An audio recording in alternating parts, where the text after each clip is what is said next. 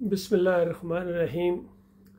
जंगें डोल की तरह होती हैं, कभी इधर कभी उधर, और ना ही जंगें जीतना इस बात की दलील होती है कि अल्लाह ताला इससे खुश है, और ना ही जंग हारना इस बात की दलील होती है कि अल्लाह ताला इससे नाराज़ है। और ना ही ये आखिरी कामयाबी जो इंसान के लिए असल कामयाबी है उसकी ज़मानत होती हैं। इसकी सबसे बड़ी दलील, जब हुरकल के दरबार में चंद सवाल किए गए थे नबी सल्लल्लाहु अलैहि वसल्लम के बारे में अबू सुफियान रज़ी अल्लाह ताला अन्हु से, और उसमें एक सवाल ये भी था कि ये जो साहब नबुव्वत का दावा करते हैं, इनके साथ तुम्हारा कभी जंगी कोई मार्का पेश आया है?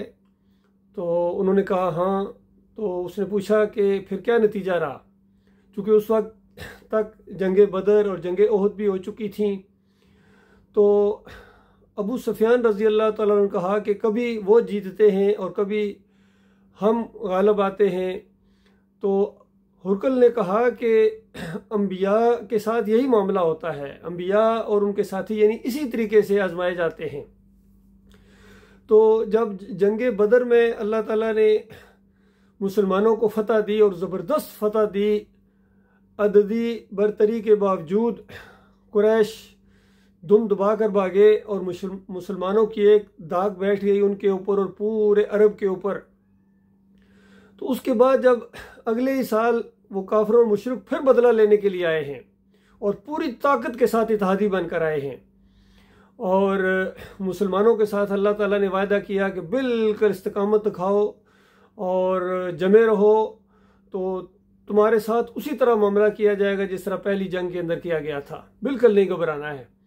लेकिन वो एक गलती की वजह से मुसलमानों के अंदर जब ये एक सिर्फ इतनी गलती आई कि नबी अलैहिस्सलाम ने जब उनको बताया था कि ये जगह नहीं छोड़नी है, चाहे कुछ हो जाओ, तीर अंदाज वहाँ बैठाए 50, तो उन्होंने वो हुक्म उस तरीके से नहीं माना, उसमें तावील की। हालांकि उनके प्लाटून कमांडर उनको बार बार कहते रहे कि देखो यह जगह नहीं छोड़नी है, ये जगह नहीं छोड़नी है, लेकिन उन्होंने जगह छोड़ दी। और पीछे से खालिद बिन वलीद रज़ी अल्लाह ताला जो उस वक्त तक ईमान नहीं लाए थे, और इकरमा रज़ी अल्लाह ताला ये पीछे से इन्होंने आर्मर अटैक किया घोड़ों के ज़रिए, और जीती हुई जंग गोया शिकस्त के अंदर तब्दील हो गई। ये मामला हुआ है, उसमें एक सबक है, उस सबक के ऊपर हमेशा नज़र रखनी चाहिए। तारीख से अगर आप सबक नहीं लेते हैं तो फिर बहुत बड़ी नादानी है। उसमें जो सबक है वो ये है कि जब तुम अल्लाह और अल्लाह के रसूल की नाफरमानी करोगे तो फिर उसके बाद ये मत समझना कि अल्लाह ताला तुम्हें यानी जंग तुम जीत जाओगे या उसका कोई असर नहीं होगा तुम्हारे ऊपर, या उसका तुम्हें कोई खमियाजा नहीं भुगतना पड़ेगा। ये नहीं हो सकता। ये पहली जंग थी, पहला गोया सबक दिया गया, और बाद में मुसलमानों ने इसका बहुत लिहाज रखा और फिर अंदाज़ा लगाया किस तरह अग्रेसिव थे और बढ़ते चले गए। तो दूसरा सबक इसके अंदर ये है कि एक जंग अगर तुमने जीती है तो उसके बाद दुश्मन गाफिल नहीं है, वो पूरी तैयारी के साथ उस चीज़ का बदला लेने के लिए आएगा। फिर अल्लाह ताला ने बताया कि देखो वो काफिर और मुशरिकों के पीछे नहीं हटे हैं और हिम्मत नहीं हारे हैं, और तुम तो मोमिन हो, तुम मुसलमान हो, और तुम वो उम्मीदें रखते हो अल्लाह ताला से जो वो काफिर और मुशरिक नहीं रखते। लिहाजा तक परेशानी का कोई मामला नहीं है। अगर अब तुम्हारे अगर 70 शहीद हो गए हैं तो पिछले साल उनके भी तो हुए थे, तो लिहाजा बिल्कुल हिम्मत ना हारो। अगर तुम मोमन बने रहो तो कामयाबी जो है वो तुम्हारी है, दुनिया में भी तुम्हारी कामयाबी है। नस्रुम मिनल्लाह फतहुन करीब जो कहा गया, ये इसी अंदाज से कहा गया है कि दुनिया में भी इज्जत और सरफराजी वो तुम्हारा हक है। अगर तुम जम जाओ ईमान के ऊपर, अल्लाह के साथ किया वो वायदा पूरा करो, और जो है आखिरत की कामयाबी तो है ही है तुम्हारी, वो तो है ही सिर्फ तुम्हारी मोमनो। उसके लिए एक दूसरी जंग का हवाला मैं देता हूँ। एक आदमी था, वो बहुत बहादुरी के साथ लड़ा, यानी सहाबा इकराम हैरान हो गए कि इतनी बहादुरी के साथ कोई लड़ सकता है। तो उसका जिक्र जब नबी सल्लल्लाहु अलैहि वसल्लम के सामने किया गया तो नबी अलैहि सल्लम ने कहा, ये नहीं छोड़ो, मैं तो उसको जहन्नम में देख रहा हूँ, जहन्नमी है वो। सहाबा कुछ हैरान रह गए, और एक सहाबी के दिल के ऊपर बड़ा ये शक गुजरा कि नबी अलैहि सल्लम ने फरमाया है और इन लोगों ने इस अंदाज से आगे से कुछ रिएक्शन किया है, तो ज़रूर ये आदमी कोई ना कोई ऐसी हरकत करेगा जिसकी वजह से ये जहन्नम में जाएगा, क्योंकि नबी अलैहि सल्लम की बात जो है ना वो झूठी नहीं हो सकती है। तो दूसरे दिन जब जंग हुई तो फिर वो बहुत बहादुरी के साथ लड़ा, लेकिन उस आदमी ने, उस सहाबी ने उसके ऊपर नज़र रखी कि ये करता क्या है।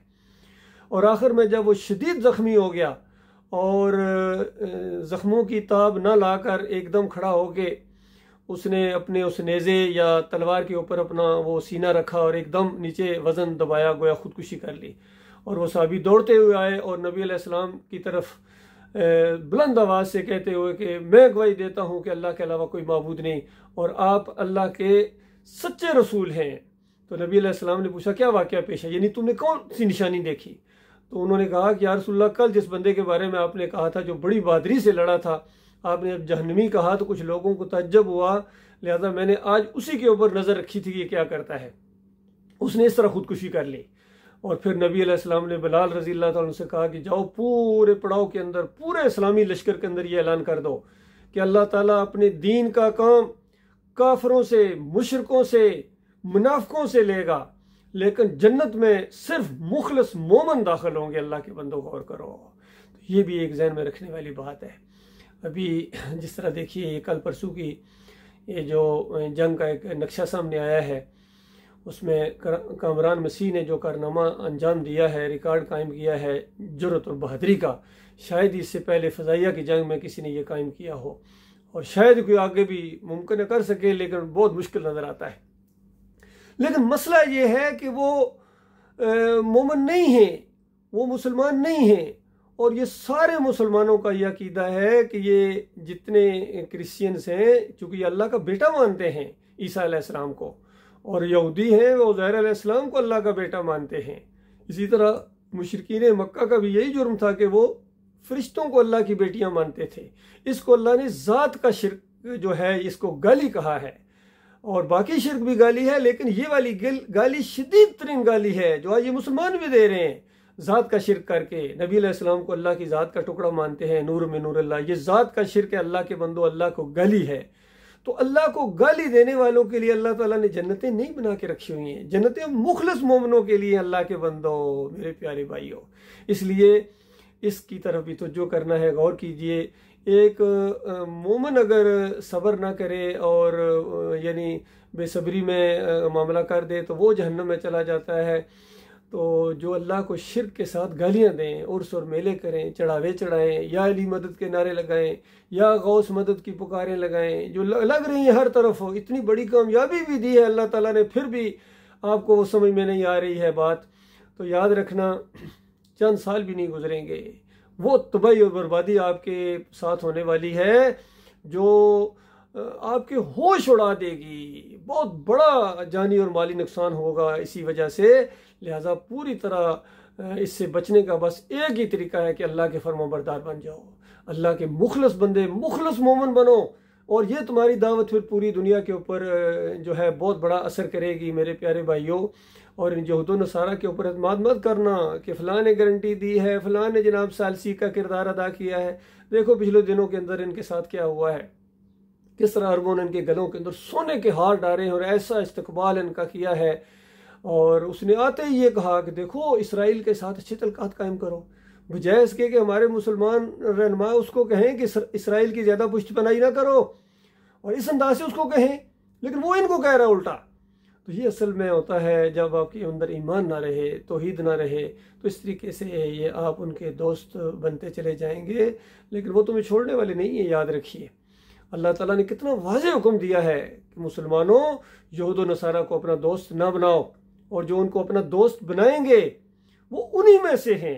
तो याद रखिए कोई हैरानगी की बात नहीं है, ये उन्हीं में से हैं, यकीन कीजिए उन्हीं के दोस्त हैं, और इनका ठिकाना भी उन्हीं के साथ जहन्नम की आग के अंदर होने वाला है हमेशा के लिए। लिहाजा पाकिस्तान के अंदर ये जो तौहीद की दावत उठी है, ये दुनिया के किसी खित्ते से नहीं उठी। अल्लाह के बंदों इसकी कदर करो। ईमान खालस, जब मैं ईमान की बात करता हूँ तो ईमान खालस की बात होती है, शिर्क का रद्द होता है, तागूतों की निशानदेही होती है, किसी के साथ कोई कंप्रोमाइज़ नहीं है। चाहे ये जितनी पार्टियाँ हैं, सियासी पार्टियाँ हों या ये मजहबी पार्टियाँ हों, इनका दीन इस्लाम से याद रखिए कोई तल्लक नहीं है। बरेलवी हूँ, देवबंदी हूँ, अहले हदीस हूँ, सल्फी हूँ, या जितने भी हैं, जमात इस्लामी हो, तंजीम इस्लामी हो, जो भी हैं, इनका असल इस्लाम कुरान और हदीस के इस्लाम से के साथ कोई तल्लक नहीं। याद रखिए ये इनकी अपनी अपनी दुकानें हैं और इनकी रोज़ी कमाने का एक ज़रिया है, चाहे ये सियासी जितने ग्रुप हों, PTI हो या मुस्लिम लीग हो या फलां लीग हो या काफ लीग हो या नून लीग हो, कितनी पार्टियां गिनी नहीं जा सकती हैं। ये सारे के सारे दुनियादार हैं, अल्लाह के बंदो। इस्लाम के साथ इनका कोई तल्लक नहीं है, बस सिर्फ इनकी इस्लामाबाद के ऊपर नज़र है। लिहाजा ये बहुत बड़ा माहौल बना हुआ है और पाकिस्तानी फ़ौज को और अफवाज पाकिस्तान को और बर्री फ़ौज को भी सर जोड़कर सबसे पहले इस नुक्ते के ऊपर, जो सबसे बड़ा नुक्ता है अल्लाह के बंदो, ईमान का मामला है, तुम्हारी अपनी आखिरत का मामला है अल्लाह के बंदो। बताओ, अगर तुम पूरी दुनिया को भी फतह कर लो, पूरी दुनिया में तुम्हारे चर्चे हो जाए, तुम्हारी दाग बैठ जाए, लेकिन ईमान की बात अगर नहीं सुनोगे, नहीं करोगे, शिर्क और कुफर को पहले अपने आप से अलहदा नहीं करोगे, तो जन्नत तो नहीं जा सकोगे। जन्नत में तो सिर्फ मुखलिस मोमिन जाएंगे। याद रखिए, मैंने एक वाक़या आपको सुनाया, जितनी मर्जी के साथ वो बादरी के साथ लड़ा था बंदा, लेकिन नबी अलैहि सलाम ने फरमाया जहन्नम में, आग में है। इसी तरीके से अगर ये हमारे तारा सिंह या कामरान मसीह अगर इसमें मर जाते तो कहाँ जाते, बताओ, फैसला करो। मेरा ये मसला है। और आप लोगों की जंग तो शायद कभी ख़त्म हो जाए, मेरी जंग ख़त्म होने वाली नहीं है। मेरी जंग जारी रहेगी, जारी रहेगी, जारी रहेगी, जब तक मेरी आखिरी सांस है। मैं ईमान खालस की इसी बात के ऊपर, इस नज़रियाती सरहद के ऊपर मैं लड़ता रहूँगा, आपको ईमान की तरफ बुलाता रहूँगा। जिस तरह 38 साल पहले मैंने 7 पंजाब रेजिमेंट में इसी तौहीद ईमान की आवाज़ उठाई थी, और उस वक्त भी मेरा यही कहना था कि देखो, अगर तुम मोमिन बन जाओ तो इंडिया तो कोई चीज़ ही नहीं। तुम्हारा रोब और दबदबा यहूद नसारा के ऊपर, रशियंस के ऊपर और चाइनाज के ऊपर, हर एक के ऊपर तुम्हारा रोब और दबदबा हो जाएगा, और पूरी दुनिया के ऊपर हम रूल करेंगे। ये मेरा कहना था, बेशक रिकॉर्ड चेक कर लीजिए, ये मेरा कहना था। We shall rule the world, ये मेरे अल्फाज थे, लेकिन इसकी कदर नहीं की गई। बहरहाल कोई नहीं, अभी भी वक्त है। जब तक जो जिंदा है उसके पास ये वक्त है, इस बात के ऊपर गौर करे और इस मसले को एक कौमी मसला, पूरी इंसानियत का मसला बना दो, और ये सही मानों में खैरख्वाही होगी अपने साथ भी, पूरी दुनिया के साथ, और इंडियन फोर्सेस के साथ भी, उनके ऑफिसर्स के साथ भी। मेरा यही कहना है कि देखो, इस जंग में अगर तुम मारे गए तो उसके बाद जो मरेगा आग में, जो मरेगा आग में। लिहाजा रुक जाओ और गौर व फिक्र करो। कुरान अल्लाह की आखिरी किताब है। ये बातें जो मैं कह रहा हूँ, ये कुरान का मैं निचोड़ आपको बयान कर रहा हूँ, यकीन कीजिए। ना मूर्ति कुछ कर सकती है, ना सुनती है, इसी तरह ना मज़ार और गुम्बद कुछ सुनता है। ये बाबा जी कुछ नहीं करते हैं। हिंदुओं के अगर महाराज खड़े हैं, वो खड़ी मूर्ति की पूजा करते हैं, तो मुसलमान लेटी हुई मूर्ति की पूजा करते हैं। इस वजह से ये जो 71 की चाहे जंग हुई हो या 48 में जो जंग हुई थी, ये मूर्ति के पुजारी और मज़ार के पुजारी के दरमियान हुई है। और 71 के अंदर किसी की अगर फतह और किसी की शिकस्त हुई है, तो ये मूर्ति के पुजारी और कब्र और गुम्बद के पुजारी की आपस में जंग थी। ये इस्लाम और कुफर की जंग नहीं थी। ये हक और बातिल का मामला नहीं था। मार का हक ये तो ईमान के साथ होता है। हक का मतलब है अल्लाह अकबर, नारा तकबीर और तौहीद का परचम लहराया। इसका मतलब है सारे कुफ्र शिर्क के अपने पाँव के अंदर से रौंद के आगे जाओ, ये तौहीद का परचम होता है। ये नहीं कि बुतों को उठा के आप बुतों के खिलाफ लड़ने चले जा रहे हैं। हमारे प्यारे नबी सल्लल्लाहु अलैहि वसल्लम का वो मशहूर कौल है कि मैं मुशरिकों के साथ मिल के मुशरिकों के साथ जंग नहीं करता हूँ, क्योंकि वो नबी हैं और हर नबी ने तौहीद की आवाज़ उठाई है। वलक़द बअसना फ़ी कुल्लि उम्मतिन रसूलन अन इअ्बुदुल्लाह वज्तनिबुत ताग़ूत। हर नबी के साथी ने यही दावत दी है, अन इअ्बुदुल्लाह, अल्लाह के बंदे बन जाओ। मूर्तियों के पुजारियों, कब्रों के पुजारियों, मज़ारों के पुजारियों, पंडित के पुजारियों, पीर के पुजारियों, मौलवी साहब के पुजारियों, जमहूरियत के पुजारियों, बादशाहों के पुजारियों, तुम अल्लाह के पुजारी नहीं हो।